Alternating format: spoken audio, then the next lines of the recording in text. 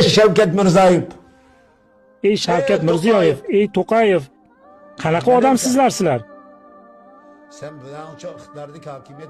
Sen iqtidorga kelib boshqaruvni qo'lingga olishing mumkin, ammo bu tuproqlarni va xalqni Xitoyni tahlikasiga tashlab qo'yishga haqqing yo'q. Xitoyning tahlikasiga etishing haqqing yo'q. Bu dahshatli narsalar. Bugunga kelib nima qilyapti desangiz, insonning bir xalqning ikki qadrli narsasi bo'ladi. Biri uning dini, aqidasi. Ular shunga hujum qilyapti. Buni hujum qilgan. Qur'oni Karimni buzish, yo'q qilish, undan keyin ayol qizlarimizga tajovuz qilishi, erkaklarni qamab, ayollarni Xitoyga qo'shib qo'yishi. Xitoy degani najas degani. Najas bular. Qur'onda tilga olingan najas shular bo'ladi. Qur'onda tilga olingan kofir mana shu Xitoy bo'ladi. Qur'onda tilga olingan mushrik mana shu Xitoy.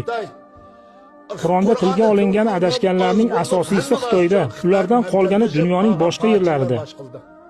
Xitoy butkul insoniyat uchun, islom uchun, ummat uchun, millat uchun eng tahlikali, vahshiy dushman bo'ladi. Chunki xitoyliklar o'zlarini bayram kunida O'zbekistonda ko'tarib chiqdi-ku ajdarxonni. Chag'anda paradlar o'tkazdi-ku, mana shu bosib